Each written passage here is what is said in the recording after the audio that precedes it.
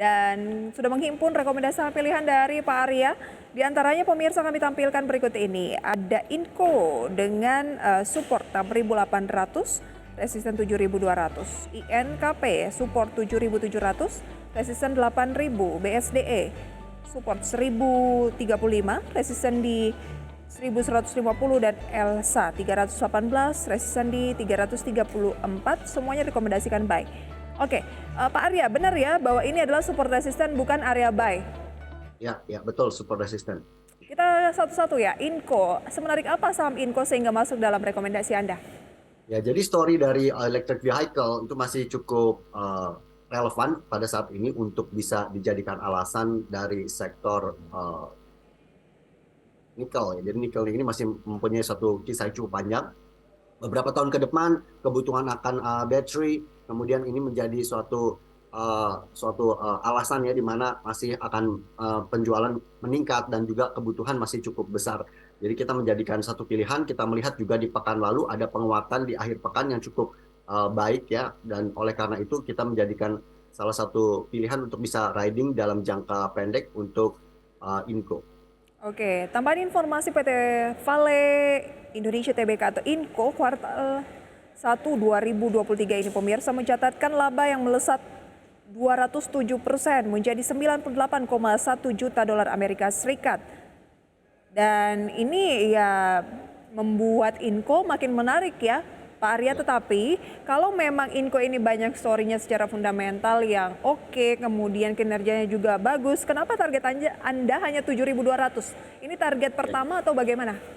Ya, karena boleh dikatakan bahwa biasanya kita kan bahas dalam jangka pendek ya. Jadi ada gerakan-gerakan minor, kemudian gerakan intermediate maupun gerakan major. Jadi kalau misalnya kita bahas langsung di major movement-nya, misalnya kita bilang ya misalnya targetnya sampai 10.000 cukup realistis. Tapi dalam jangka panjang kita lihat grafik bulanan beberapa kira-kira bisa sampai mungkin tahun depan gitu. Biasanya kurang relevan ya buat pemirsa. Biasanya lebih suka melihat gerakan minor gitu. Oleh karena itu sementara target jangka pendek dulu atau jangka menengah yang kita bisa sampaikan di acara ini. Berarti target price bisa ke 10.000 dong. Seandainya ada Ya, yang senangnya ya, tuh medium to long banget yang gitu. sangat sangat realistis juga masih mungkin gitu bisa mencapai ke level 10.000. Tentu dengan holding period yang cukup memadai ya. Jadi bukan dalam jangka pendek, tapi dalam jangka pendek kita melihat di sini ada pola secara teknikal juga terjadi inverted head and shoulders, kemudian baru breakout hari pertama di pekan lalu di hari di sebelum libur ya. Nah, jadi kita targetkan sementara paling dekat di kisaran 7.500 paling tidak itu bisa jadi target jangka pendeknya. Oke, 7.500 untuk target jangka pendek, masuklah di kisaran-kisaran level buy 6.800, cut loss di posisi berapa Pak Arya kalau memang kita ini adalah untuk investasi medium to long, taruhlah paling singkat mungkin sampai akhir tahun. Ya, untuk jangka pendek kita bisa cut loss di kisaran level 6.500 ya untuk proteksi ya jika terjadi pelemahan supaya tidak terseret masuk lebih dalam untuk pelemahan harga. Jadi Oke. kisaran 6.500 bisa menjadi batas proteksinya. Selanjutnya, selain Inco, ada sektor lain INKP yang Anda rekomendasikan 77, resisten di 8.000. Ya. Nah, INKP juga ada story yang menarik ya secara fundamental, ada pengembangan ekspansi bisnis untuk membuat pabrik baru untuk memperbesar dari kapasitasnya. Kita melihat bahwa dari tahun ke tahun earningnya juga selalu positif dan ada pertumbuhan dan nilainya pada saat ini sedang terdiskon. Jadi kita jadikan pilihan juga untuk investasi dan kita targetkan bisa paling tidak dalam jangka pendek sampai ke 8.000. Sebenarnya targetnya cukup panjang ya sampai ke 10.000 juga cukup realistis untuk jangka menengah. Jadi di level-level sekarang akan menarik untuk bisa dilakukan akumulasi beli. Akumulasi beli ya, emiten dari grup Sinarmas ini, Indah Ya, Kiat Pulp betul. and Paper, berencana akan bangun pabrik 54 triliun rupiah tampaknya Pak ya. Mhm. Wah, luar biasa. Oke, 7775 saat ini boleh buy on weakness di 7.700-an ya Pak Arya. Cut Ya, loss di betul posisi sekali. berapa? Ya, dengan kondisi seperti ini kita bisa perhatikan batas di 7.500 juga bisa jadi batas untuk proteksi modal bagi mereka yang memperdagang jangka pendek ya. Tapi bagi mereka yang holding periodnya lebih panjang, ketika terjadi pelemahan bisa dilakukan cost averaging juga. Oke, menarik adalah ada sektor dari properti BSD. Ini hanya individu sektor properti saja atau memang properti sudah layak dicermati saat ini? Ada beberapa sektor di sektor properti ada beberapa developer yang memang membukukan suatu penjualan maupun laba yang meningkat ya. Jadi kita memperhatikan bahwa salah satunya BSDE dengan alasan Sinarmas Land ini mempunyai land bank yang masih cukup besar dan kemudian valuasinya juga cukup murah sehingga bisa menjadikan pilihan. Kita lihat tren pergerakan harganya juga cukup bagus selama 3 bulan terakhir ya masuk ke fase ke partisipasi publik ataupun terjadi fase markup. Oleh karena itu bisa dijadikan pilihan di kondisi saat ini di 1035 itu pada saat terjadi throwback atau pelemahan harga ke harga 1035 itu bisa dijadikan area beli dan kemudian bisa hold sampai di kisaran 1150 atau bahkan sampai ke 1200. Oke, 1150 sampai dengan 1200 itu adalah target terdekat dulu ya dari Pak Arya untuk BSDE. Cut loss di posisi berapa, Pak? Ya, untuk level cut loss-nya kita bisa gunakan di bawah 1010.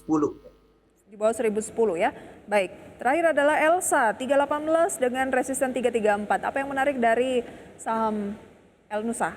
Ya, untuk Elsa juga kita melihat bahwa bisnisnya cukup stabil ya dan oleh karena itu kondisi sekarang di mana valuasinya juga cukup murah, kemudian dari berbagai pilihan yang secara harga nominalnya itu cukup tinggi ya, kemudian kita pilihkan salah satu yang bisa dijadikan pilihan yang di bawah Rp500 dan cukup menarik dan saat ini relatif murah ya. Jadi Elsa bisa dijadikan pilihan lepas baru dari konsolidasi ada upside sebelum libur itu ada upside yang cukup baik ya baru breakout dari level 318 maka bisa menjadi pilihan bagi para investor jangka pendek untuk membeli Elsa dan bisa dijadikan satu pilihan ya sampai ke target 334. Oke, 318 sudah di breakout, berarti potensinya akan mengalami peningkatan dan ada target terdekat dari Pak Arya adalah di 334. Waspada berarti kalau turun lagi ke 318 begitu ya Pak Arya ya? Kalau sampai 318 masih bisa buy on weakness, tapi kalau turun di bawah 310 itu lebih baik bisa dilakukan switching atau proteksi dulu. Oke, itu dia rekomendasinya pemirsa dan 4 saham ada Inco, INKP, BSDE dan juga ada Elsa dari CSA Institute. Peluang indeks harga saham gabungan kan hari Jumat kemarin Pak Arya melemah nih. Pembukaan pada pagi hari ini pasca libur kira-kira potensinya akan seperti apa? Mengingatkan ini sudah udah tanggal 2 ya Pak ya. Masuk bulan Mei ini akan ada pertemuan dari The Fed lagi soal apakah suku bunga ini sudah yang terakhir atau masih ada potensi naikkan lagi di masa-masa mendatang. Kemudian hari ini juga akan rilis inflasi dari Indonesia sendiri. Potensinya akan seperti apa untuk market kita pada pagi hari ini Pak Arya? Ini relatif akan volatile ya. Jadi kalau ada pelemahan kemungkinan menguji kembali level 6868 untuk pelemahannya. Kalau ada pelemahan ya 6868 atau bahkan sampai ke level 6825 itu merupakan satu level support IHSG pada saat ini. Tapi saya cukup optimis bahwa Indonesia perkembangannya cukup baik ya walaupun nanti ada sedikit kekhawatiran karena kehangatan nuansa politik ya, tetapi akan sangat mungkin terjadi penembusan kembali level 6960 sehingga target ke 7040 dalam waktu di kuartal 2. Dalam waktu berapa Pak sampai ke 7000? 7040 kembali di kuartal 2. Kuartal 2. Jadi kita lebih cenderung kemana nih Pak? Apakah ke 68 atau ke 7040? Mungkin akan ada pelemahan dulu retest ke area support. Oke, berarti range-nya segitu ya, 68 ke 7040 Pak Arya ya? Oke, Saat ini tadi sempat hijau, sekarang merah lagi pemirsa ya. Update-nya akan kami hadirkan pembukaan perdagangan sesi 1 pada hari Selasa ini pemirsa. Anda kembali menyaksikan segmen Market Buzz pemirsa dan saat ini waktu menunjukkan pukul 9:02. Artinya sesi 1 sudah dimulai di mana indeks harga saham gabungan pemirsa dapat Anda saksikan di layar berikut ini atau Anda mempunyai data RTI ya. IHSG agak turun ke 0,19% atau 6.900 tapi lebih tinggi daripada closing di hari Jumat lalu ya saat ini. Tapi memang masih berfluktuatif pemirsa. Kemudian saham-saham yang menjadi gains ada BBRI, BMRI, ASII, GJTL pemirsa ya melambung bahkan GJTL ini sekitar 12% tadi ya. Kemudian ada MAPI yang baru saja merilis kinerja kuartal 1 juga masuk dalam top gainers. Sementara Telkom, PTBA, Adaro, MDKA, Saratoga, BTPS, pemirsa jadi emiten yang menempati posisi top losers. Telkom turun 0,94%, kemudian Adaro turun cukup banyak 6,7976% ya, atau seperti Anda bisa saksikan di data RTI, begitu pemirsa ya, ringkasan seputar pembukaan perdagangan. sesi 1 pada hari Selasa ini. Pak Arya, kalau melihat dari data RTI, ya PTBA-nya turun cukup besar nih responnya, ada sekitar hampir 7%. Hal yang wajar Pak Arya, sehingga tadi Anda bilang ya ini kesempatan ketika ada pelemahan ya buy on weakness untuk PTBA. Ya, memang kita targetkan penurunannya itu bahkan sampai ke 3.800 ya, 3.900, 3.800 untuk jangka pendek. Jadi ketika di level itu bisa dilakukan cicil beli, strategi terbaik memang cicil beli ya. Jadi pada saat ada pelemahan, jadi berita-berita yang kemudian mungkin menjadi trigger di mana penurunan laba bersihnya ini membuat para investor kemudian mengurangi posisi, ya itu biasa, wajar-wajar aja. Jadi harga naik turun itu biasa. Jadi pada saat nanti ada pelemahan, silakan dilakukan cicil beli untuk holding periodnya. Kalau jangka panjang, relatif perusahaan masih cukup bagus. Nanti kita bisa pantau. Kalau bagi mereka yang belum terlalu paham atau merasa perusahaannya kurang baik, bisa memilih perusahaan lainnya untuk menjadi pilihan investasi. Oh, jangka menengah trennya seperti apa sih Pak kalau berbicara PTBA ini secara Ya, teknikal? kalau kita perhatikan tren memang dari awal tahun sampai sekarang trennya tren naik ya, karena terlihat memang ada puncak-puncak yang lebih tinggi, puncak-puncak harga yang lebih tinggi seperti di bulan Maret itu sempat ke 4.020, kemudian masuk ke bulan April puncaknya itu di 4.150, kemudian sempat sebelum libur itu ke 4.200. Memang ini merupakan suatu tren yang sedang naik ya, tapi memang pada saat tren naik juga bisa terjadi secondary reaction, penurunan. Oleh karena itu wajar saja terjadi fluktuasi naik dan turun. Oke. Di bawah 38 hindari dulu Pak Arya, karena kan ya dalam tahun ini juga sempat ke 32 ya. Ya, betul. Jadi memang tahun ini sempat ke 3240. Jadi oleh karena itu nanti kita lihat di area 3.800 ya, apakah memang ada optimisme lagi. Kalau ada inflow dan ada optimisme kembali, bisa dijadikan satu timing untuk melakukan akumulasi beli. Oke, dari semua emiten berbasis batu bara, ya kita tahu PTBA tadi baru saja kami informasikan merilis kinerja ini turun hampir 49% menjadi 1,16 triliun rupiah. Adaro juga turun nih Pak Arya. Dari Ya, semua memang emiten-emiten batu bara, Pak Arya lebih senang yang mana?